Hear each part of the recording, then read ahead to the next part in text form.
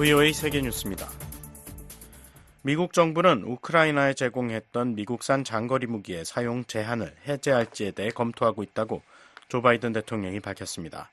바이든 대통령은 어제 기자들의 관련 질문에 그 문제를 해결하려 하고 있는 중이라고 답했습니다.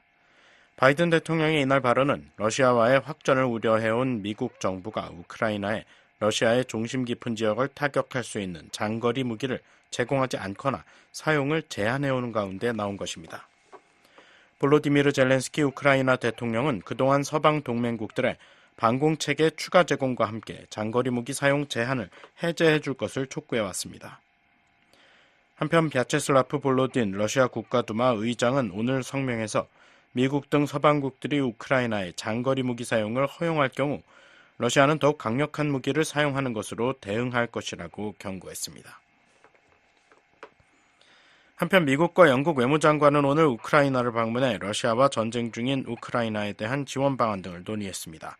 토니 블링컨 미국 국무장관과 데이비드 라미 영국 외무장관은 이날 우크라이나 수도 키이우에 도착해 볼로디미르 젤렌스키 대통령을 비롯한 정부 고위 관리들과 만났습니다. 이와 관련해 로이터 통신은 두 장관이 우크라이나가 계속 요구해온 장거리 미사일 사용 제한 해제 여부를 고려하면서 우크라이나의 전략적 목표에 대한 추가 정보를 요구할 것으로 예상된다고 보도했습니다. 앞서 블링컨 장관은 어제 발언을 통해 러시아가 이란으로부터 탄도미사일을 제공받았다며 몇 주 안에 우크라이나에 사용할 가능성이 높다고 말했습니다. 한편 드미트리 페스코프 러시아 크렘린궁 대변인은 이날 기자들에게 미국이 우크라이나군에 제공한 육군 전술 미사일 체계 에이테크스를 이용해 러시아를 공격하도록 허용할 경우 이에 대응할 것이라고 말했습니다.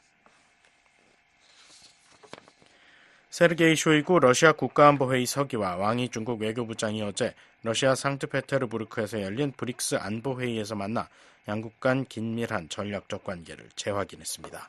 쇼이구 서기는 이날 회동에서 러시아는 광범위한 국제, 영내 안보 문제에 관해 중국과 유익한 협력을 도모하는 가운데 전통적으로 긴밀한 접촉을 이어가길 기대한다고 말했다고 러시아 국영 리아 노보스티 통신이 보도했습니다. 쇼이구 서기는 또 러중 고위급 교류와 다양한 분야에서의 성공적인 협력이 양국 간의 전략적 협력의 높은 수준을 돋보이게 만들었다고 평가했습니다. 아울러 다음 달 러시아 카잔에서 열릴 브릭스 정상회의의 성공적인 개최를 위해 중국과의 전략적 소통을 지속적으로 강화하고 협력을 긴밀히 조율할 것이라고 말했습니다. 한편 왕 부장은 한 세기 만에 전례 없는 변화에 직면해 양국 관계가 안정적이고 건전하게 발전한 것은 근본적으로 양국 정상의 지도 때문이라고 말했다고 중국 관영 CGTN 방송이 보도했습니다.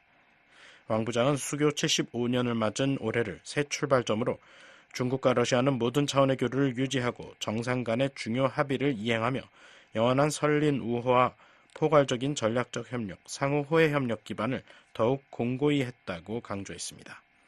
왕 부장은 또 브릭스 순회의장국인 러시아의 활동을 지지하며 브릭스 플러스를 통한 협력을 위해 새로운 표본을 지속적으로 창출해 나갈 의향이 있다고 밝혔습니다.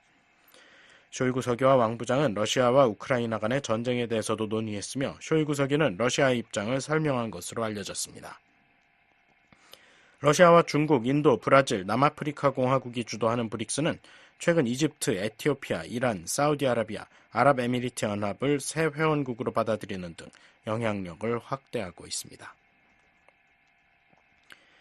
오는 11월 실시될 미국 대선의 민주당 후보 카멀라 해리스 부통령과 공화당 후보인 도널드 트럼프 전 대통령이 어제 첫 TV 토론회에서 격돌했습니다. 대선을 56일 앞두고 펜실베이니아주 필라델피아 국립헌법센터에서 열린 이날 토론회에서 두 후보는 경제, 이민, 낙태 등 국내 문제부터 우크라이나 전쟁을 비롯한 국제 현안에 이르는 광범위한 쟁점들을 놓고 열띤 논쟁을 펼쳤습니다. 트럼프 후보는 2021년 1월에 폭도들의 미 의사당 난입 사건에 대한 질문에 자신은 그들이 내게 연설을 요청한 것에 아무런 연관이 없다면서 당시 선거는 자신의 승리였다는 기존 입장을 반복했습니다. 이에 대해 해리스 후보는 미국은 자유롭고 공정한 선거에서 유권자들의 의지를 뒤집기 위해 과거 그가 했던 것처럼 시도하고 있는 대통령을 가질 수 없다고 강조했습니다.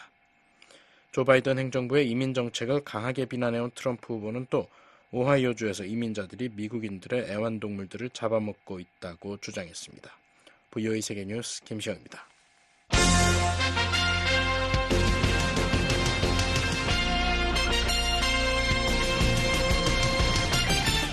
VOA News Today. 여러분 안녕하십니까? 2024년 9월 11일 수요일 VOA 뉴스투데이 2부 시작하겠습니다. 진행의 김영규입니다. 이 시간에 보내드릴 주요 소식입니다. 오는 11월 대선에서 맞붙는 카멀라 해리스 부통령과 도널드 트럼프 전 대통령이 TV 토론회에 참석해 치열한 공방을 벌였습니다. 경제정책과 우크라이나 전쟁 해법 등 여러 현안에서 두 후보가 이견을 보이며 충돌한 가운데 김정은 북한 국무위원장도 언급됐습니다. 미국, 한국, 일본 간 협력 강화를 독려하는 결의안이 미국 하원 본회의를 통과했습니다. 의원들은 영내 점증하는 중국과 북한의 공세에 맞서기 위한 삼국 협력의 중요성을 강조했습니다. 서울에선 68개 국가와 국제기구 고위 인사들이 참석한 가운데 다자 안보회의체인 서울안보대화가 열렸습니다. 참가자들은 북러, 중러 군사협력이 전 세계를 위협한다며 가치 공유국 간 연대로 대응해야 한다고 한 목소리를 냈습니다. 내일 북한 날씨는 전 지역 흐리고 가끔 비 오는 곳 있겠습니다. 최저기온은 7에서 25도, 최고기온은 21에서 31도 되겠습니다. 바다의 물결은 동해 앞바다 그리고 서해 앞바다 모두 0.5에서 1m 일겠습니다. 첫 소식입니다. 오는 11월 대선에서 맞붙는 카멀라 해리스 부통령과 도널드 트럼프 전 대통령이 TV 토론회에 참석해 치열한 공방을 벌였습니다. 경제정책과 우크라이나 전쟁 해법 등 여러 현안에서 두 후보가 이견을 보이며 충돌한 가운데 김정은 북한 국무위원장도 언급됐습니다. 함지아 기자입니다. 카멀라 해리스 부통령과 도널드 트럼프 전 대통령이 10일 밤 펜실베니아주 필라델피아에서 열린 대선 후보 TV 토론에서 맞붙었습니다. 대선을 56일 앞두고 처음으로 열린 이날 TV 토론에서 두 후보는 경제와 낙태, 이민, 외교와 안보 등 국내외 다양한 현안을 놓고 격돌했습니다. 민주당과 공화당 후보로 각각 나서는 해리스 부통령과 트럼프 전 대통령이 직접 만난 것은 이번이 처음입니다. 이날 두 후보는 첫 토론 주제인 경제 문제에서부터 날선 공방을 벌였습니다. 해리스 부통령은 트럼프 전 대통령의 정책이 중산층의 재정 부담을 늘릴 것이라며 강하게 밀어붙였고, 반대로 트럼프 전 대통령은 현 바이든 행정부가 최악의 경제 상황을 만들어냈다는 논리로 반박했습니다. 해리스 부통령은 나는 중산층으로 자랐고 이 토론장에서 미국의 중산층과 노동자들을 끌어올릴 계획을 가진 유일한 사람이라며, 반면 상대 후보는 억만장자와 대기업에 대한 감세를 통해 미국의 적자를 5조 달러로 늘리겠다는 이전과 같은 계획을 가지고 있다고 주장했습니다. I was raised as a middle class kid. And I am actually the only person on this stage who has a plan that is about lifting up. 또한 내 상대 후보는 미국인이 한 달을 버티기 위해 의존하는 일상용품에 20%의 세금을 부과하는 내가 트럼프 판매세로 부르는 계획을 가지고 있다고 지적했습니다. 이에 대해 트럼프 전 대통령은 우리는 인플레이션으로 끔찍한 경제를 겪어왔고 이는 정말 나라를 무너뜨리는 것으로 알려져 있다며 현 바이든 행정부의 경제 정책을 비판했습니다. We've had a terrible economy because inflation which is really known as a country buster. It breaks up countries. We have inflation like 이어 게다가 교도소와 감옥, 정신질환자 시설, 정신병원에서 수백만 명의 사람들이 이 나라로 쏟아져 들어오고 있고, 이들은 현재 아프리카계 미국인과 남미계, 노조의 일자리를 빼앗고 있다며 미국 전역에서 무슨 일이 일어나고 있는지 보라고 목소리를 높였습니다. 이처럼 두 후보는 이날 각 주제마다 상대방의 정책을 비판하고 차별화를 꾀하는 방식으로 토론을 이어갔습니다. 우크라이나와 중동 지역 분쟁 문제에 대해서도 이견을 드러내며 부딪혔습니다. 트럼프 전 대통령은 어떻게 24시간 내에 우크라이나 전쟁을 끝낼 수 있으며 또 우크라이나가 러시아와의 전쟁에서 승리하는 것을 바라고 있느냐는 사회자의 질문에 나는 전쟁이 끝나기를 바란다고 답했습니다. 이어 무의미하게 죽어가는 생명을 구하고 싶다면서 이들은 수백만 명에 달한다고 강조했습니다. I want the war to stop. I want to save lives that are being uselessly people being killed by the millions. It's the millions. 또한 유럽 동맹이 충분한 방위비를 지출하지 않는다는 과거의 주장을 되풀이하면서 우리가 훨씬 더 큰 수혜자인 유럽에 요구하지 않기 때문에 우리는 2,500억 달러 이상을 쓰고 있다고 주장했습니다. 그러면서 트럼프 전 대통령은 자신은 볼로디미르 젤렌스키 우크라이나 대통령과 블라디미르 푸틴 러시아 대통령을 매우 잘 알고 있고 그들과 좋은 관계를 맺고 있으며 그들로부터 존경받고 있다고 덧붙였습니다. 이어 대통령에 당선되면 취임 이전에 이 전쟁을 끝내기 위해 노력할 것이라고 트럼프 전 대통령은 강조했습니다. 이에 대해 해리스 부통령은 도널드 트럼프가 이 전쟁을 24시간 안에 끝낼 것이라고 말하는 이유는 그가 전쟁을 포기할 것이기 때문이라고 생각한다고 말했습니다. 그러면서 그것은 미국인으로서 우리의 모습이 아니다라며 이번 전쟁에 대한 승리 의지를 확인했습니다. I believe the reason that Donald Trump says that this war would be over within 24 hours is because he would just give it up. And that's not who we are as Americans. 해리스 부통령은 자신이 러시아에 침공 직전 젤렌스키 대통령과 만나고 이후 50여 개 나라의 지원을 이끌어낸 사실을 강조하면서 만약 도널드 트럼프가 대통령이었다면 푸틴은 지금 우크라이나 수도 크이우에 앉아 있을 것이라고 말했습니다. 이처럼 두 후보는 국제사회에서 미국의 역할에 대한 근본적인 인식 차이를 보였습니다. 트럼프 전 대통령은 분쟁을 막기 위해 적국에 대해서도 설득과 협상을 해야 한다는 입장인 반면 해리스 부통령은 국제사회의 규칙과 규범을 지키는데 미국이 리더 역할을 해야 한다는 상반된 의견을 내세운 것입니다. 이에 따라 해리스 부통령은 이날 트럼프 전 대통령과 김정은 북한 국무위원장의 친밀한 관계도 비판했습니다. It is very well known that Donald Trump is weak and wrong on national security and foreign policy. It is well known that he admires... 도널드 트럼프가 국가안보와 외교정책에서 약하고 틀렸다는 것은 매우 잘 알려져 있고 그가 독재자를 존경하며 대통령 첫째 날부터 스스로 독재자가 되기를 원한다는 것은 잘 알려져 있다는 설명입니다. 이어 트럼프 전 대통령을 가리켜 김정은과 연애 편지를 주고받은 것으로 잘 알려져 있다며 이들 독재자들이 아첨과 호의로 당신을 조종할 수 있다는 것이 너무 분명해 당신이 다시 대통령이 되기를 응원하고 있다는 것도 절대적으로 잘 알려진 사실이라고 주장했습니다. 이에 대해 트럼프 전 대통령은 빅토르 오르반 헝가리 총리가 자신을 지지하며 했던 말을 인용해 이 같은 주장을 일축했습니다. He said because you need Trump back as president. They were afraid of him. China was afraid of him. North Korea was afraid of him. 오르반 총리는 트럼프가 다시 대통령직에 돌아와야 한다며 중국이 그를 두려워하고 북한이 그를 두려워한다고 말했다는 것입니다. 아울러 그나저나 지금 북한에서 무슨 일이 일어나는지 한번 보라면서 러시아도 그를 두려워한다고 했다고 트럼프 전 대통령은 말했습니다. 그 밖에 트럼프 전 대통령은 이스라엘과 하마스 분쟁은 바이든 행정부가 이란에 대한 제재를 해제한 것이 주요 원인이라고 주장했습니다. 또 미국이 혼란스러운 방식으로 아프가니스탄에서 철수한 데 대해서도 자신의 재임 시절 탈레반과 맺은 약속을 바이든 행정부가 지키지 않은 게 발단이라는 주장을 펼쳤습니다. 반면 해리스 부통령은 트럼프 전 대통령이 재임 시절 미 대통령 별장인 캠프 데이비드에 탈레반 지도부를 초청한 사실을 언급하며 강도 높은 비난을 이어갔습니다. 또한 트럼프 전 대통령이 팬데믹 초기 시진핑 중국 주석에게 감사 인사를 표한 사실을 지적하면서 당시 미국은 시 주석이 코로나 바이러스 기원과 관련한 정보에 있어 투명하지 않은 것을 알고 있었다고 말했습니다. 이날 두 후보는 여성의 낙태권과 이민 문제 등에서도 치열한 공방을 벌였습니다. 해리스 부통령은 낙태가 여성의 권리로서 연방정부가 지켜야 할 차원의 문제라고 주장한 반면 트럼프 전 대통령은 각 주가 결정하고 판단해야 할 사안이라는 기존의 주장을 되풀이했습니다. 미국 ABC 방송이 주관한 이날 토론회는 앵커 2명의 질문에 해리스 부통령과 트럼프 전 대통령이 각각 답변을 하고 각 후보가 상대의 답변에 반박하는 방식으로 진행됐습니다. 이날 방송사 측은 한 후보 혹은 사회자가 발언을 할 때 상대의 마이크를 껐습니다. 그러나 이날 두 후보 모두 꺼진 마이크에 대고 말을 하는 상황을 몇 차례 연출했습니다. 현재 각종 여론조사에서 두 후보는 박빙의 지지율 격차를 보이고 있습니다. 따라서 이번 TV 토론은 오는 11월 투표를 앞두고 선거 전 판세에 상당한 영향을 미칠 것이라는 전망이 나왔습니다. 한편 다음 달 1일에는 미 CBS 방송이 주관하는 팀 월즈 민주당 부통령 후보 대 JD 벤스 공화당 부통령 후보의 토론회가 예정돼 있습니다. BOE 뉴스 함지아입니다. 미국, 한국, 일본 간 협력 강화를 독려하는 결의안이 미국 하원 본회의를 통과했습니다. 의원들은 영내 점증하는 중국과 북한의 공세에 맞서기 위한 3국 협력의 중요성을 강조했습니다. 이종훈 기자입니다.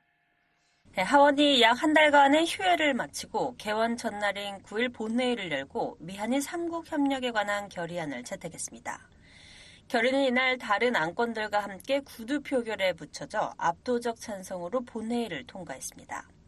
지난 3월 민주당의 제리 코널리 하원 의원이 대표 발의한 결의안이 5월에 외교위원회를 통과한 지 약 4개월 만입니다.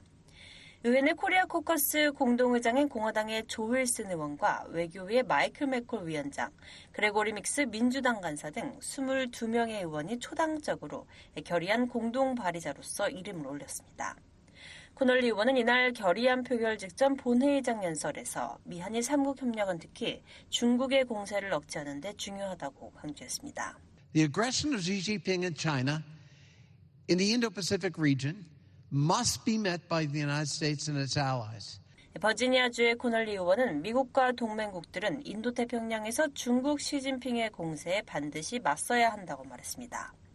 이어 이 결의안은 우리가 공격에 대응하고 침략을 억제하는 동시에 평화로운 공존을 추구하되 이를 가능하게 할 강력한 동맹을 구축하겠다는 하원의 중요한 성명서라고 생각한다고 덧붙였습니다.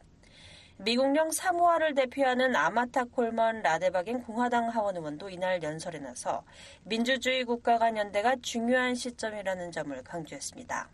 As the Chinese Communist Party in North Korea work to destabilize the Indo-Pacific region, 라데바겐 의원은 중국 공산당과 북한이 인도태평양 지역의 불안정을 야기하기 위해 노력하는 가운데 우리 민주주의 국가들은 권위주의에 맞서 단결해야 하는 중요한 순간에 직면해 있다고 밝혔습니다. 이어 미국, 일본, 한국 간의 3자 파트너십은 우리 시대의 시급한 도전에 대처하기 위해 미국의 동맹국인 두 나라, 한국, 일본이 역사적 이견을 제쳐두고 단결하는 모범을 보여주고 있다고 말했습니다. 그러면서 이 결의안은 중국과 북한이 영내에서 군사활동을 강화하는 가운데 미한일 3국이 이런 위협을 억제하고 해결하기 위해 방어 역량을 강화하고 있음을 확인한다고 강조했습니다. 이날 의결된 결의에는 한일 관계 개선을 높이 평가하며 한일 협력과 미한일 3국 공조의 중요성을 강조하는 내용이 담겼습니다. 결의는 양국 관계 회복을 위해 주도적인 역할을 한 윤석열 한국 대통령과 기시다 후미오 일본 총리의 탁월한 리더십을 높이 평가한다며 한일 관계 강화는 미국을 포함한 3국 협력에 있어 더 원대한 야망을 품을 수 있게 했다고 밝혔습니다. 그러면서 외교, 경제, 안보, 정보 영역 전반에 걸친 한일 협력과 미한일 3국 협력을 더욱 강화할 것을 독려한다고 강조했습니다.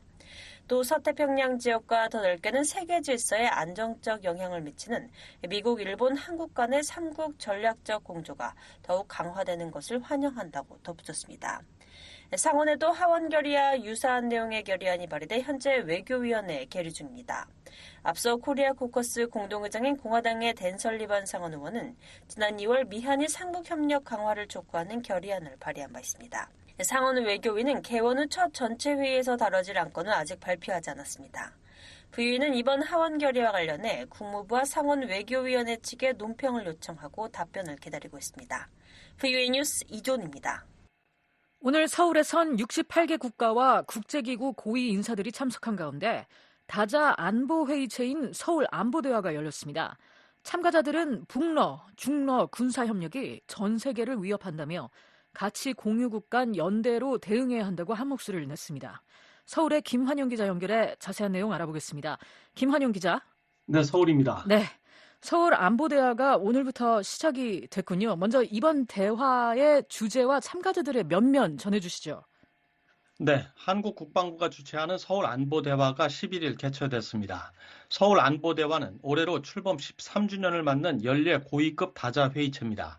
이번 행사엔 캐나다와 핀란드, 르완다, 말레이시아, 몽골, 아랍에미레이트, 카메룬, 파푸아 뉴기니 등 8개국 장관급 인사와 롯바워 북대서양 조약기구 군사위원장, 오니키 마코토 일본 방위 부대신, 카라 에버크롬비 미국 국방부 정책부 차관 대리 등 68개 국가와 국제기구에서 900여 명이 참가했습니다. 올해 대화의 대주제는 글로벌 안보 도전과 국제협력 모색이고 4개의 본회의 세션이 이틀간 진행됩니다. 네, 글로벌 안보 도전과 국제협력 모색. 그렇다면 오늘 첫날 회의에서는 어떤 발언들이 나왔습니까? 영내 전쟁 억제와 규칙 기반 질서 수호를 주제로 한 첫 세션의 첫 발언자로 나선 김영현 한국 국방부 장관은 지난 6월 북한과 러시아가 포괄적인 전략 동반자 조약을 맺으면서 한반도와 국제사회를 위협하고 있다며 공동 대응 필요성을 역설했습니다. 김 장관은 유엔 안보리 상임이사국이 유엔 안보리 결의안을 수시로 위반해온 공산 독재 정권과 군사적으로 협력하는 것은 국제 질서의 권위를 무너뜨리는 처사라고 러시아를 비판하는 한편 북한의 불법 무기 지원에 대해서도 우크라이나 전쟁을 장기화하고 있고 무기 거래의 대가로 받은 자금과 기술은 북한의 불법적인 군사력 개발의 밑거름이 되고 있다고 지적했습니다. 대한민국은 러시아와 북한의 군사 협력을 강력히 규탄하며 국제사회가 연대와 협력을 통해 함께 대응할 것을 촉구합니다. 김 장관은 북한의 핵미사일 고도화가 단순히 한반도나 미국의 위험이 아니라며 북한이 대륙간 탄도미사일을 사용한다면 세계 어느 나라도 핵 위협으로부터 자유롭지 못할 것이라고 말했습니다. 네, 다른 주요 참가자들은 어떤 발언을 했는지 전해주시죠. 빌 블레어 캐나다 국방장관은 지난 몇 년 동안 세계는 더욱 위험해졌고 규칙 기반의 질서가 위험에 처했다며 북한과 러시아, 중국을 비판했습니다. 블레어 장관은 안보리 대북제재 위반 행위를 추적 보고하는 유엔 전문가 패널 활동 연장에 대해 거부권을 행사한 러시아를 비난하고 북한에 대해서도 핵미사일 시험 등을 중단할 것을 촉구했습니다. This includes the DPK's buildup and testing of ballistic missiles and weapons of mass destruction. 블레어 장관은 캐나다는 북한의 탄도미사일과 대량 살상무기 실험을 분명하게 규탄한다며 북한은 이런 공격적인 활동들을 중단하고 핵확산 금지 조약 준수를 재개하고 국제사회와의 대화에 나서라고 말했습니다. 오니키 마코토 일본 방위성 부대신도 북한 핵미사일 기술의 현저한 발전은 일본과 영내 그리고 국제사회 평화를 위협하는 것으로 용납할 수 없다고 강조했습니다. 오니키 부대신은 북러는 탄약 지원과 조약 체결 등으로 중러는 인도태평양 지역에서 공동 항행, 공동 비행을 실시하며 군사협력을 강화하고 있다며 이는 법치주의에 입각한 자유롭고 개방된 질서에 대한 심각한 도전이라고 우려했습니다. 그러면서 인태지역 국가들 간 협력과 소통을 강화해 이런 도전을 용납하지 않겠다는 것을 말과 행동으로 분명히 보여야 한다고 말했습니다. 네. 북중러의 이런 도전에 맞서 비전통적인 국방 첨단 기술의 신속 도입도 강조됐다고 하던데 이건 어떤 얘기인가요? 네, 이번 대화의 패널로 참석한 카라 에버크롬비 미국 국방부 정책부차관 대리는 러시아의 우크라이나 침공, 중국의 남중국해 활동, 안보리 결의를 위반하는 북한의 핵미사일 개발 등을 복합 위기 요인으로 지목하면서 미국 등 서방 국가들의 이들 국가들에 대한 현재의 군사적 우위를 당연시할 수 없다고 말했습니다. 에버크롬비 대리는 관료 체제로는 따라가지 못할 속도로 전쟁에 미칠 여러 첨단 기술들이 민간 산업 분야에서 나오고 있다며 인공지능과 우주, 바이오 등 첨단 기술들을 신속하게 포용하고 비전통적인 방산 물자를 개발하기 위해 민간 업체들을 포용하는 등의 미 국방부의 혁신 노력을 소개했습니다. 한덕수 한국 국무총리는 기조연설에서 사이버 테러와 가짜뉴스 등 새로운 안보 위협의 등장에 따라 전통적, 비전통적 안보 위협 대응을 위해 국제사회의 연대와 협력이 중요하다며 한국은 유엔 안보리 이사국으로서 글로벌 사이버 공조 체계를 구축하고 대응의 필요성을 높여나가겠다고 강조했습니다. 앞서 김 기자가 전해준 것처럼 이번 대회에 인도태평양 지역 바뀐 나토 고위 인사도 참석하지 않았으니까 어떤 발언을 했는지 궁금하군요. 네, 롯바우어 나토 군사위원장은 러시아의 우크라이나 침략은 엄청난 여파를 만들어냈고 규칙 기반의 국제 질서를 흔들고 있다며 북러 군사협력을 규탄했습니다. 바우어 위원장은 또 유엔 안보리 상임이사국인 러시아와 중국이 유엔의 대북 제재를 위반하며 진행하는 북한의 핵실험 등을 규탄하지 않는 것은 너무나 놀랍다고 말했습니다. 바우어 위원장은 다만 북중러 세 나라의 관계가 특정 가치를 공유하는 진정한 혈맹 관계는 아니라고 평가했습니다. It's not a relationship based on values. It's not a deep relationship. It's based on the fact that they 그는 북중러 관계가 가치에 입각한 깊은 관계가 아니라며 러시아가 우크라이나전에서 우위를 점하지 못하고 있고 전략적 목표도 이루지 못했기 때문에 도움이 필요해진 데 따른 일시적인 이해관계일 뿐 어떠한 우호관계나 우정이 있다고 보기 어렵다고 말했습니다. 서울에서 VOA 뉴스 김환영입니다.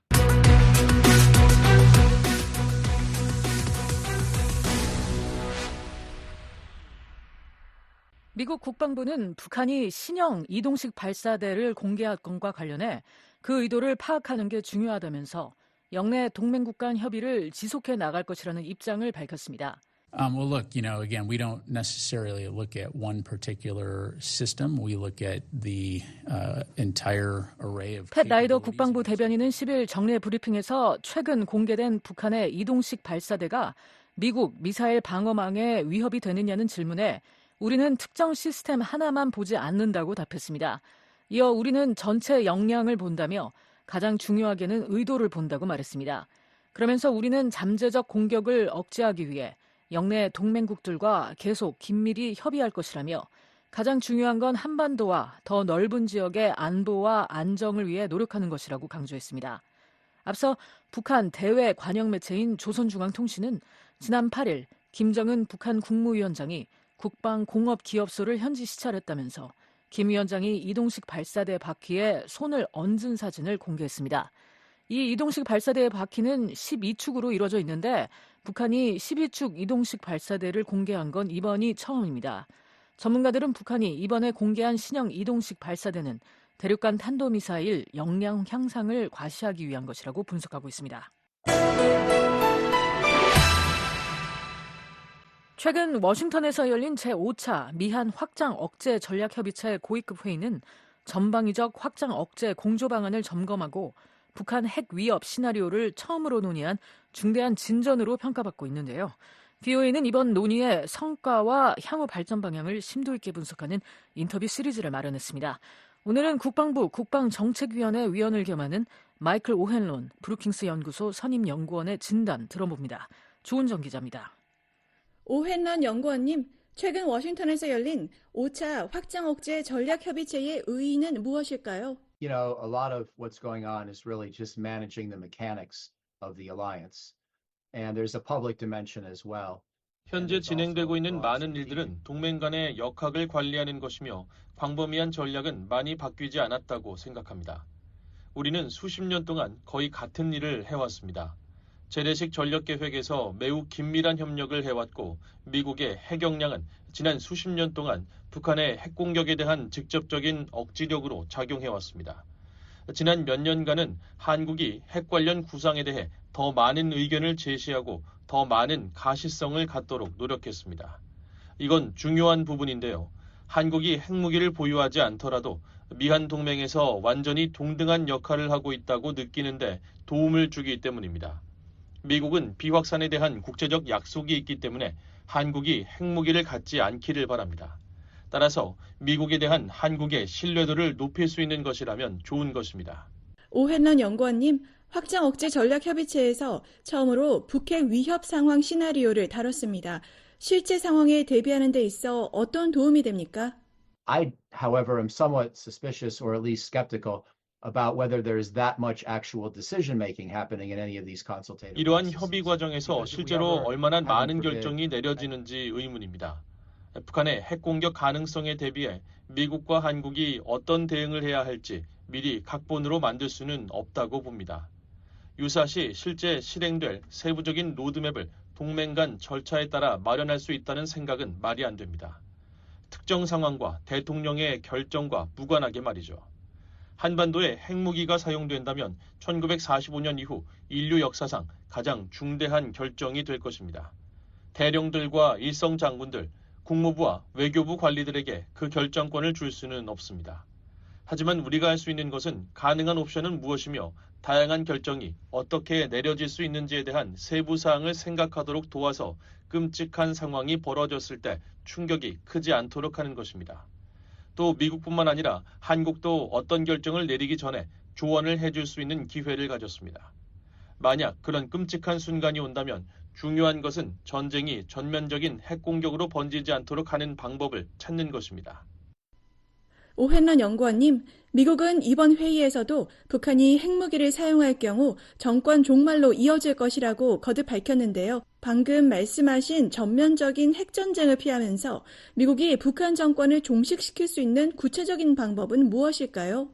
You see, that's actually a mistake in U.S. policy, in my opinion, and maybe in Korean policy as well, to the extent Koreans are asking us to say that. It's just not true. 그 선언은 사실 미국 정책의 실수라고 생각합니다. 한국이 미국에게 그런 선언을 요구했다면 한국 정책의 실수이기도 합니다. 북한은 현재 핵무기 50기를 가지고 있는 것으로 추정되고 있죠. 예를 들어 봅시다. 김정은이 한국과 미국인들이 겁을 먹고 행동을 바꾸기를 바라는 시각적 효과를 만들기 위해 바다로 핵무기 하나를 발사했다고 칩시다. 아무도 죽지 않거나 외딴 어촌에서 20명이 죽는다고 가정해 봅시다. 끔찍한 일이죠. 하지만 우리가 꼭 북한 정권을 종식시켜야 한다고는 생각하지 않습니다. 우리가 그렇게 하려고 하면 북한이 그 과정에서 핵무기로 서울을 공격할 수도 있기 때문입니다. 북한이 핵무기를 터뜨렸다면 엄중한 처벌을 받아야 합니다. 하지만 정권을 종식시킨다는 것은 김정은이 이후의 행동을 자제할 이유가 더 이상 없다는 것을 의미하며 그 과정에서 가능한 한 많은 한국인과 미국인을 죽이려고 할 수 있습니다. 말도 안 되는 시나리오고 그저 실수입니다. 오헨런 연구원님, 확장 억제 전략협의체 기자회견에서 한국의 자체 핵무장 요구에 대한 질문이 나왔고 한국 측은 전술핵 재배치를 포함한 핵무장은 현재로서는 한국 정부의 입장이 아니라고 답했습니다. 미국 측은 확장 억제 공약을 거듭 강조했고요. 워싱턴 선언 이후에도 한국 국민 70%가 핵무장을 원한다고 하는데 미국과 한국은 과연 이 목소리를 얼마나 더 외면할 수 있을까요? Well, first of all, as you know, Eunjun, I've commented on this issue before on your show, and I've said that if South Korea ever decided to get nuclear weapons, I would understand that. 한국이 핵무기를 갖기로 결정한다면 저는 미국의 전략가로서 그 결정을 이해하고 한국을 처벌하려고 하지 않을 것이며 동맹을 약화시키려고 하지 않을 것이라고 말했습니다. 한국이 북한의 핵 위협에 직면해 있기 때문에 한국의 결정을 이해할 것입니다. 그러나 저는 또한 매우 강력한 반론이 있다고 생각하며 대부분의 한국 전략가들과 군, 외교부 관리들도 그 반론에 동의합니다. 즉 현재 3만여 명의 주한미군과 10만 명 이상의 미국인 민간인이 한국에 살고 있기 때문에 북한의 핵공격으로 미국인들이 사망하면 미국의 보복은 거의 확실하다고 볼 수 있습니다. 따라서 한국이 핵무장을 하지 않을 이유도 충분하다고 봅니다. 저는 핵무장을 원하는 한국민의 정서도 이해합니다. 그런데 그중 몇 %가 핵무장 과정에서의 위험과 비용에 대해 생각해 봤을까요? 과연 대통령 선거에서 가장 중요한 문제로 삼고 있을까요? 또한 민주주의 국가에서 여론조사를 바탕으로 국가 안보를 결정하지는 않습니다. 그렇게 한다면 국민 투표만 하면 되고 전문가도 선출직 공무원도 필요 없고 정부도 존재하지 않겠죠. 선출직 공무원의 임무는 대중의 정서가 현명한 방식으로 정책으로 전환되도록 하는 것입니다. 오헨런 연구원님, 김태효 한국 국가안보실 차장은 트럼프 전 대통령이 재선되면 미국의 안보 우산이 약화할 수 있다고 말했는데요. 또 트럼프 2기 행정부는 전략자산의 한국 전개 비용을 논의하자고 할 수도 있다고 말했습니다. 김 차장의 발언은 향후 한국의 핵무기 개발에 대한 힌트가 아닐까요? 미국의 정권 교체에 대한 우려보다는 말이죠. Well, I agree that if President Trump is reelected or elected for a second time, then we will have to watch very carefully what he says about the US-ROK alliance. Because he was very critical of the alliance. 트럼프 전 대통령이 재선된다면 그가 미한 동맹에 대해 어떤 말을 할지 매우 주의 깊게 지켜봐야 한다는데 동의합니다. 트럼프 전 대통령은 첫 임기 때 미한 동맹에 대해 매우 비판적이었고 한국이 방위비 분담금 지원에 후하지 않다고 생각했었죠. 그는 한국이 미국을 경제적으로 착취한다고 생각했고 주한미군 철수를 거론했습니다. 의회가 초당적으로 2019년 국방수권법에서 대통령이 의회의 명시적 허가 없이 주한미군을 2만 2천 명 이하로 감축하는 것을 금지하는 규정을 만들 정도였죠. 그 법이 헌법에 합치하는지 의회가 실제로 그런 법을 제정할 권한이 있는지는 모르겠지만 아무튼 트럼프에 대한 우려 때문에 법이 제정됐습니다. 우리는 트럼프 전 대통령이 재선 이후 어떤 태도를 보일지 지켜봐야 할 것입니다. 아마도 그는 내년까지 주한미군 주둔비를 2배로 늘려야 한다. 그렇지 않으면 미군을 철수할 것이다와 같은 말을 할지도 모릅니다. 솔직히 말해서 저는 그런 말이 별로 달갑지 않을 것입니다. 하지만 저는 한국이 잘 생각해보고 어쩌면 방위비 분담금을 매년 10억 달러씩 추가로 제공해야 한다고 생각합니다. 그것이 가장 현명한 방법일 수 있습니다. 물론 두 동맹국 간 역학관계에 좋은 일은 아닐 것입니다. 저와 많은 미국인들은 트럼프 전 대통령의 발언이나 요구에 불쾌감을 느끼고 동맹국, 친한 친구를 대하는 옳은 방식이라고 생각하지 않을 것입니다. 하지만 솔직히 그런 시나리오에서는 문제를 해결할 수 있는 합리적인 방법이 있을 수 있습니다. 그러면 트럼프 전 대통령은 자신이 방위비 분담을 개선했다고 자랑할 수 있고 미한 동맹은 이전처럼 지속될 수 있습니다. 오헨런 연구원님, 영내 안보 상황 악화를 고려할 때 확장 억제 전략협의체는 앞으로 어떻게 진화해야 할까요? And I worry that if we keep trying to ask this consultative group to do more and more and more, someone's going to want to pre-write or pre-script. 우리가 이 자문그룹에 점점 더 많은 성과를 요구한다면 누군가는 가설적이고 이론적이며 아직 일어나지 않은 시나리오에 대한 정교한 핵 대응 계획을 미리 작성하고 싶어 할 것이라는 점을 우려합니다. 그런 계획을 작성하는 것은 실수가 될 것입니다. 북대서양 조약기구 나토에서처럼 협의그룹을 통해 양측이 모든 옵션에 익숙해지고 서로의 견해에 익숙해지며 서로 대화를 통해 주고받기를 할 수 있다는 점을 확인할 수 있습니다. 예를 들어 핵 지휘 통제 체계가 견고하고 사이버 보안이 핵 지휘 통제 체계에 적합하며 전쟁이 발생해 평소 통신에 사용되는 물리적 인프라가 손상될 수 있는 상황에서 미한 대통령이 서로 대화할 수 있도록 하는 등의 구체적인 일을 할 수 있습니다. 하지만 큰 전략적 약속을 하려고 한다면 너무 무리하게 밀어붙이는 것입니다. 지금까지 마이클 오헨론 브루킹스 연구소 선임 연구원으로부터 확장 억제 전략협의체 5차 회의 결과에 대한 평가와 한국 핵무장론에 대한 미국의 선택에 대해 들어봤습니다. 인터뷰에 조은정 기자였습니다. 북한이 김정은 국무위원장이 공언한 대로 핵무기를 기하급수적으로 늘리는 데는 분명한 한계가 있다고 미국 전문가들이 지적했습니다. 다만 러시아의 도움을 받는다면 생산 역량을 크게 높일 수 있다고 진단했습니다. 안준호 기자가 보도합니다. 국제원자력기구 IAEA 사무차장을 지낸 올리 하이노넨 스팀슨 센터 특별연구원은 10일 핵무기를 기하급수적으로 늘리겠다는 김정은 북한 국무위원장의 발언과 관련해 기하급수적이란 말은 다소 극적인 방식으로 사물을 표현하는 정치적인 용어일 뿐 현실은 다르다고 말했습니다. First of all, exponential here is, I think, a political term to kind of explain things in a little bit. 하이노넨 특별연구원은 핵무기 생산을 늘리려면 먼저 플루토늄과 고농축 우라늄과 같은 핵물질 생산을 늘려야 한다며 하지만 북한은 플루토늄을 생산할 수 있는 원자로의 수와 종류, 고농축 우라늄을 생산할 수 있는 농축 공장의 수와 역량에 있어 한계가 있다고 지적했습니다. 북한이 영변 경수로를 가동할 경우 이론상 연간 약 15에서 20kg의 플루토늄을 생산하면서 기존 5메가와트 원자로보다 3-4배 더 많은 플루토늄을 생산할 수 있지만 기하급수적 증가는 아니란 설명입니다. 경수로가 완전 가동하는 첫 해엔 플루토늄 생산량 증가로 핵무기 생산도 급증하겠지만 이후엔 플루토늄 생산량이 일정해 핵무기 생산량도 일정하게 늘 수밖에 없다는 겁니다. 하이노넨 특별연구원은 또 핵무기 제조에는 다른 많은 자원이 필요하다고 지적했습니다. You need many other things than just uranium and plutonium. You need electronics, you need some other special materials. 핵무기 제조에는 우라늄과 플루토늄 외에도 전자부품과 특수재료, 고폭약 등 다른 많은 것들이 필요하고 시간도 많이 필요하다는 겁니다. 이어 이 모든 것을 종합해 볼 때 북한이 연간 10개 이상의 핵무기를 제조할 수 있다면 놀랄 것이라며 모든 자원을 투입한다면 15개까지 제조할 수 있을 것이라고 진단했습니다. 브루스 베넷 랜드 연구소 선임 연구원도 이날 BOA와의 전화통화에서 북한이 핵무기를 기하급수적으로 늘리는 데는 한계가 있다고 말했습니다. 베넷 선임 연구원은 북한이 핵무기를 늘리기 위해서는 고농축 우라늄이나 플루토늄을 만들 수 있는 수단을 더 많이 확보해야 한다면서 현재 북한은 고농축 우라늄을 생산할 수 있는 원심분리기를 보유하고는 있지만 원심분리기 제조 원료를 구하는데 어려움을 겪고 있다고 말했습니다. 원심분리기는 특수한 종류의 강철로 만들어지는데 북한은 이를 구하는데 어려움을 겪고 있다는 겁니다.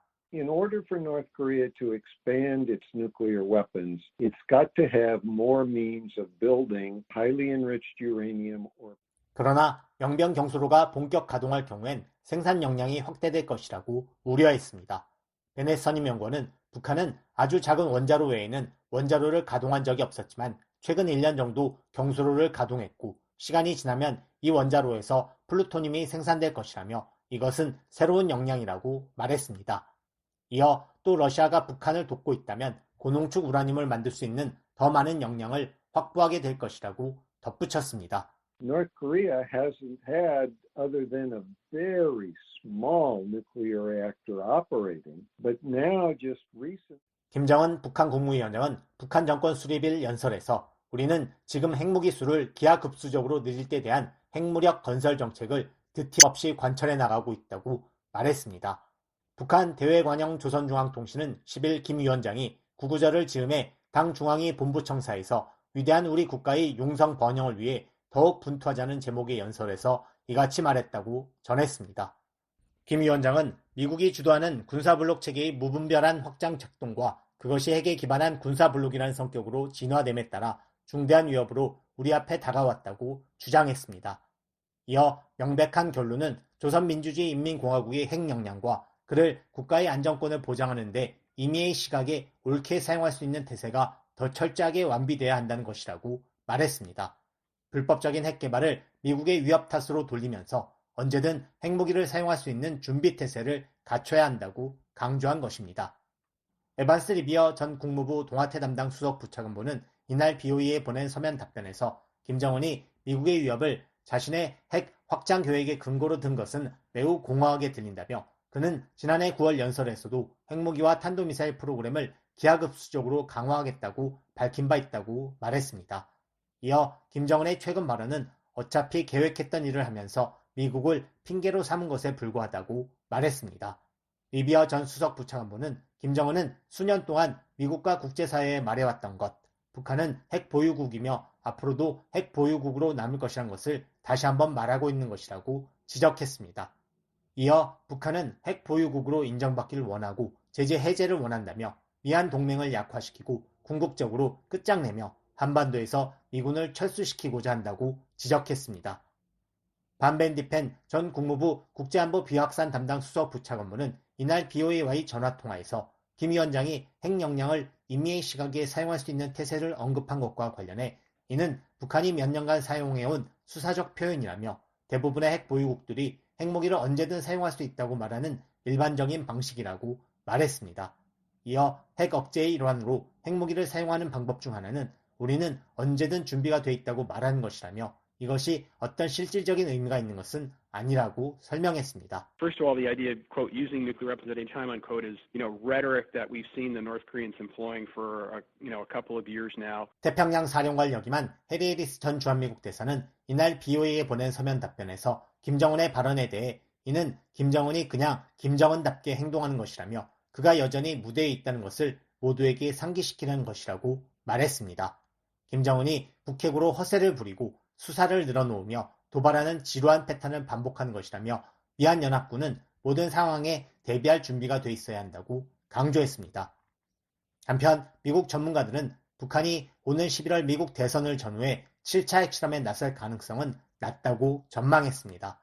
미국 중앙정보국 CIA 한국 담당 부국장을 역임한 브루스 클링너 헤리티지 재단 선임연구원은 이날 BOA와의 전화통화에서 미국과 한국은 2022년 초부터 북한의 핵실험을 예측했지만 그런 일은 없었다면서 최근의 발언들은 시험이 임박했다는 징후나 정보에 근거한 것이 아니라고 생각한다고 말했습니다.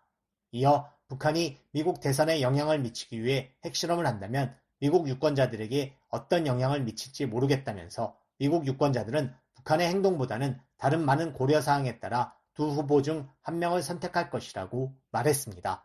북한이 차기 행정부의 대북 정책에 영향을 미치기 위해 무언가를 하더라도 대선 이후에 할 가능성이 높다고 전망했습니다. 조태열 한국 외교부 장관은 이날 국회 대정부 질문에서 북한이 미 대선 전 핵실험을 감행할 가능성과 관련해 많은 전문가들이 그런 가능성이 있다고 한다고 말했습니다. 밴디펜 전 국무부 수석 부차관보도 몇 년간 여러 전문가들이 어떤 사건이 북한의 핵실험을 유발할 것이라고 예측했지만 그런 일은 일어나지 않았다고 말했습니다. Well, I think it's important to remember that, for years, various experts have been predicting that this event or that event was going to be the event that occasioned the next North Korean nuclear test.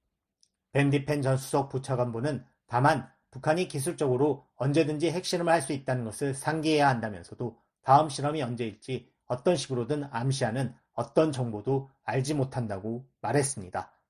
BOA 뉴스 안준호입니다. 북한이 수해 피해 지역에 대한 복구 작업을 본격화하고 있습니다. 축구장 100개 면적에 달하는 피해가 발생한 평안북도 의주군 일대는 온 지역이 공사판으로 변했습니다. 함지아 기자가 보도합니다. 북한 평안북도 의주군에서 본격적인 수해 복구 작업이 시작됐습니다. 플래닛랩스가 8일 이 일대를 촬영한 위성사진에는 압록강과 맞닿은 의주군과 위화도의 여러 지역에서 공사가 한창인 장면이 보입니다. 대부분 얼마 전까진 공터였지만 이제는 아파트로 추정되는 직사각형 모양의 건물 기초가 들어선 곳이 많습니다. 압록강과 맞닿은 의주군의 한 지대에는 약 20개의 부지가 형성됐습니다. 또 일부에는 약 50m 길이로 콘크리트가 바닥에 깔리기도 했습니다. 이들 공사 부지 옆에는 공통적으로 수해 복구 인력이 머무는 것으로 보이는 대규모 천막촌이 형성돼 있습니다. 앞서 BOE는 북한이 수해 피해를 입은 주택을 철거해 해당 부지를 공터로 만들었다고 보도한 바 있습니다. 당시 수해 직후까지 주택 등 건물이 남아있다가 최근 공터로 변한 지대는 최소 8곳, 면적으로는 약 67만 제곱미터로 나타났습니다. 이는 국제규격 축구장 100개에 해당하는 규모입니다. 그런데 이곳 공터에 불과 며칠 만에 아파트로 보이는 건물이 들어서고 있는 것입니다. 비슷한 장면은 자강도 만포시에서도 포착됐습니다. 9일자 플래닛랩스의 위성사진에는 강변과 맞닿은 지대를 중심으로 정지 작업이 벌어진 곳을 쉽게 찾아볼 수 있습니다.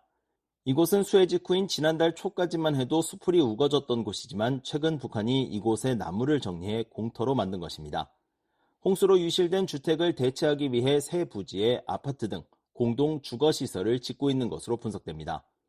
수해가 발생한 지역에서 이처럼 대대적인 공사가 벌어지고 있다는 것은 그만큼 북한의 피해가 적지 않았다는 것을 시사합니다. 앞서 김정은 국무위원장은 북한 수해로 인한 사망 실종자 규모를 1000에서 1500명으로 추산한 한국 언론 보도를 공개적으로 강하게 비난한 바 있습니다. 구병삼 한국통일부 대변인은 이에 대해 수해가 그만큼 심각하고 이로 인한 흉흉한 민심을 외부의 탓으로 돌리려는 의도로 분석한 바 있습니다. 북한이 대규모 수해 피해로 전 사회적 역량을 동원해야 하는 비상 상황에서 비난의 대상을 외부로 돌림으로써 민심 이반을 최소화하려는 의도가 있는 것으로 봅니다. 주거지역에서 활발한 공사가 포착된 것과 달리 북한 자강도의 군수공장에선 별다른 움직임이 관측되지 않았습니다. 앞서 BOE는 북한 자강도 강계시와 전천읍 일대를 촬영한 위성사진을 분석해 이번 수해로 인해 북한의 군수공장도 큰 피해를 입은 사실을 파악했습니다. 실제로 포탄과 미사일 생산기지로 알려진 전천 28 기계공장의 경우 공장 바로 앞 도로와 다리가 유실됐으며 공장 북쪽에 위치한 건물도 사라진 것으로 나타났습니다. 그런데 BOA가 이곳의 9일자 위성사진을 살펴본 결과 이곳에선 아직까지 별다른 복구 조짐은 포착되지 않고 있습니다. BOA 뉴스 함지아입니다. 북한에 억류됐다가 숨진 미국인 오토 원비어의 부모가 북한의 자산 압류를 요청하는 법원 문건을 제출했습니다. 원비어가 사망한 지 7년이 지났지만 북한 자산에 대한 추적은 계속되고 있습니다. 함지아 기자가 보도합니다. 오토 원비어의 부모가 미국 법원에 압류명령 발급 요청서를 제출했습니다. 미국 연방법원 전자기록 시스템에 따르면 원비어의 부모인 신디와 프레드 원비어 씨는 9일 이 요청서를 비롯한 총 4개의 관련 문건을 비공개 방식으로 워싱턴 DC 연방법원에 냈습니다. 압류명령 발급 요청서는 원고가 피고의 자산을 압류할 수 있도록 허가해달라고 요청하는 문건입니다. 원비어 씨 부부가 이번 요청서를 비공개 방식으로 낸 만큼 자세한 내용은 알 수 없습니다. 그러나 요청서가 명시하는 피고가 북한인 점으로 볼 때 북한 소유 자산에 대한 소유권을 주장하는 것으로 추정됩니다. 앞서 원비어의 부모인 프레드와 신디 원비어 씨는 북한 당국의 고문으로 아들이 사망했다며 2018년 4월 워싱턴 DC 연방법원에 북한 정권을 상대로 소송을 제기해 같은 해 12월 베럴 하월 판사로부터 약 5억 달러의 승소 판결을 받았습니다. 이번에 요청서가 접수된 곳은 당시 승소 판결을 내린 재판부입니다. 원비어 씨 부부는 승소 판결을 받은 이후에도 꾸준히 이 재판부에 북한 자산 회수와 관련한 요청서를 제출해 승인을 받아왔습니다. 실제로 원비어 씨 부부는 2019년부터 매년 법원의 보호명령 아래 해외자산 통제실 등이 차단한 북한 자산 정보를 파악하고 있습니다. 가장 최근인 지난해 12월에는 재무부가 동결한 북한 자산에 대한 정보를 공개할 수 있게 해달라고 요청했고 재판부는 이를 허가했습니다. 또 지난해 11월에는 뉴욕 멜론은행에 예치된 북한 관련 자산 220만 3,258달러의 소유권을 인정받기도 했습니다. 이 자금의 원소유주는 러시아 극동은행으로 원비어 씨 부부는 극동은행이 북한 고려항공의 대리, 대행기관이란 이유를 들어 이 자금의 소유권을 주장했었습니다. 원벼시 부부는 이보다 앞선 2022년에는 미국에 본사를 둔 온라인 결제 회사 페이팔이 보유한 특정 정보를 공개할 수 있게 해달라며 법원에 보호명령 요청서를 제출했습니다. 구체적인 제출 배경을 명시하진 않았지만 페이팔이 보유한 북한 자금 혹은 대북제재 위반에 연루된 제3자의 자산일 것이라는 추정이 나왔습니다. 아울러 2020년엔 미국 뉴욕주 감사원이 동결한 조선광선은행 소유의 24만 달러를 회수했으며 2019년엔 북한산 석탄을 불법 운반하다 인도네시아 당국에 억류돼 이후 미국 정부가 몰수한 북한 선박 와이즈 어네스토호의 매각 대금 일부를 받아냈습니다. 오토 원벼는 지난 2015년 12월 북한 여행길에 올랐다가 북한 당국에 억류된 뒤 15년의 노동 교화형을 선고받았습니다. 이후 2017년 6월 혼수 상태로 미국으로 돌아왔지만 엿새 만에 사망했습니다. 사망 7년이 지난 후에도 북한 자산에 대한 추적이 계속되고 있는 것입니다. 묘인은 유엔 주재 북한 대표부의 원벼 부모의 지속적인 북한 자산 추적에 대한 입장을 문의하고 답변을 기다리고 있습니다. 앞서 원벼의 모친인 신디 원벼 씨는 지난 2019년 미 의회가 아들의 이름을 딴 대북 제재 관련 법안을 의결할 당시 북한 정권을 계속 압박하겠다는 뜻을 분명히 했습니다. My message is to North Korea, like it always is. People matter. 신디 원벼 씨는 북한에 대한 메시지는 늘 그랬듯 사람, 특히 아들 오토가 소중하다는 것이라며 절대로 북한이 아들을 잊지 않게 하겠다고 말했습니다. BOE 뉴스 함재합니다.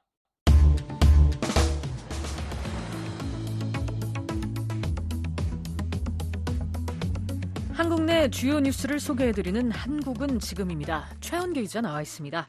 어서 오세요. 안녕하십니까? 네, 오늘은 어떤 소식이 있습니까? 한국군이 북한의 무인기를 요격할 수 있는 무기 체계를 배치한다는 소식 전해드리겠습니다.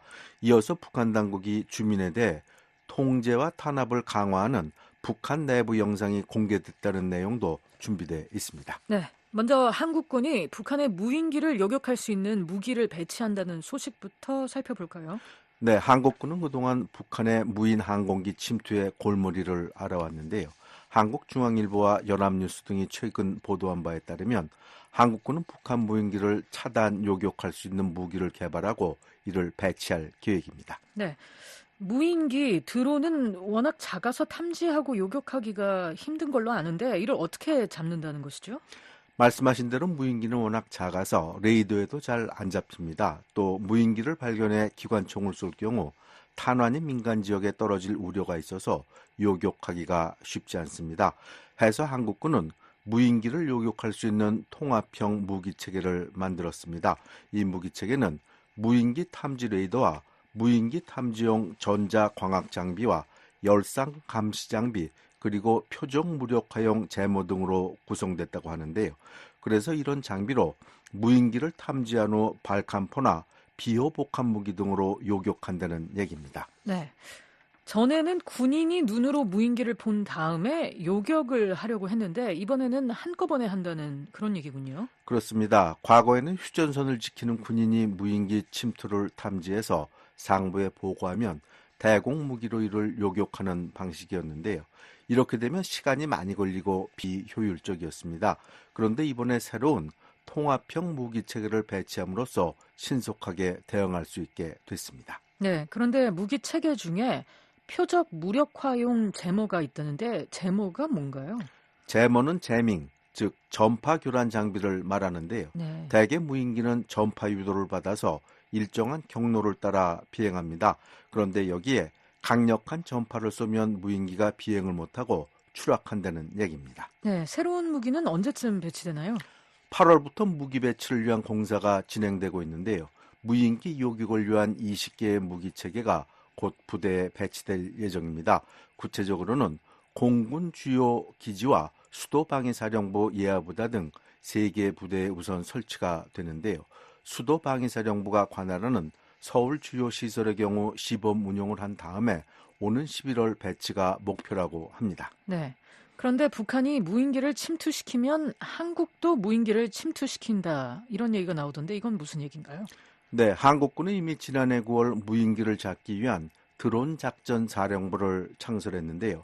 한국군은 북한이 한국 영공으로 무인기 한 대를 보내면 10대 이상의 무인기를 북한 핵심 지역으로 날려보낸다는 방침을 내부적으로 세웠다고 합니다. 네, 다음 소식 알아보겠습니다. 북한 내부 영상이 최근 공개됐죠. 네, KBS가 지난 7일 보도한 내용인데요. 북한 당국이 주민에 대해 통제와 탄압을 강화하는 내용의 북한 내부 영상이 공개됐습니다. KBS가 대북 소식통을 통해 단독 입수한 북한 내부 영상은 모두 10여 편인데요. 대부분이 2021년 5월 이후에 제작된 것입니다. 네, 영상이 어떤 내용을 담고 있는지 설명해 주시죠. 네, 영상은 북한 당국이 주민들을 단속하기 위해 만든 것인데요. 가장 많은 것은 남한의 노래와 영화, 드라마를 본 북한 젊은이들을 처벌하는 내용입니다.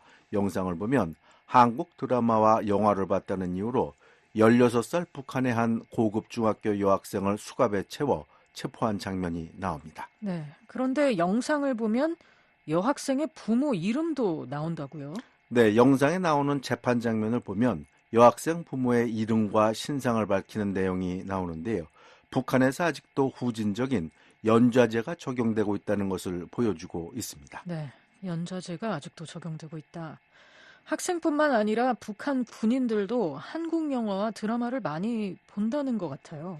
네, 또 다른 영상을 보면 미국과 한국의 영화와 노래를 본 북한군 병사가 자백하는 장면이 나오는데요. 20대 북한 병사는 나는 내가 이용하던 손전화기로 미국 영화 15편과 남조선 괴뢰 영화 17편, 또 괴뢰 노래 160곡을 시청했다고 말하는 장면이 나옵니다. 북한 주민들이 남한의 영화와 노래를 좋아한다는 건 알고는 있었는데 미국 영화도 많이 보는군요. 그런데 주민들이 노동당 간부에게 항의하는 모습도 나온다면서요. 네, 그것은 또 다른 영상에 나오는 장면인데요. 황해북도 사리온의 한 철금 판매소를 촬영한 장면인데 단속반원이 한 철금 판매소에 들어가려고 하자 판매소 주인이 이를 막아서는 장면이 나옵니다.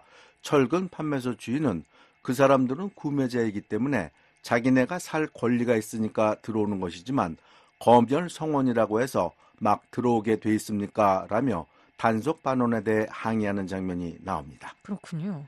그런데 외국의 노래나 영화를 듣거나 보는 게 국제법상 불법인가요? 미국이나 한국, 일본, 프랑스 같은 선진국에서는 외국의 노래와 영화를 접하는 것은 기본적인 자유와 권리에 속합니다. 불법이 아닙니다. 네, 근데 북한은 반동사상 문화 배격법까지 만들었는데 이 한류를 차단하려는 움직임이지만 단속이 될지 모르겠습니다. 단속이 잘 안 될 것으로 보입니다. 탈북민들에 따르면 단속을 하는 보위부원과 당 간부들도 집에 가서는 남한의 영화와 드라마를 본다고 합니다. 단속이 힘들 것으로 보입니다. 한국은 지금 최원기 기자였습니다. 지금까지 VOA 뉴스투데이 2부 들으셨습니다. 잠시 후에는 세계 뉴스에 이어 여기는 워싱턴입니다가 방송됩니다. 여러분의 많은 애청 바랍니다.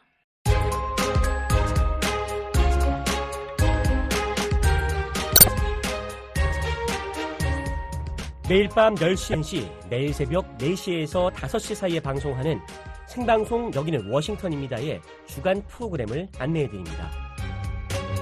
월요일 밤과 화요일 새벽에는 미국 역사 속 중요한 인물들을 알아보는 인물 아메리카를, 화요일 밤과 수요일 새벽에는 라디오로 들어보는 미국 역사 이야기 미국사, 수요일 밤과 목요일 새벽에는 11월 대통령 선거를 앞두고 주요 이슈 살펴봅니다.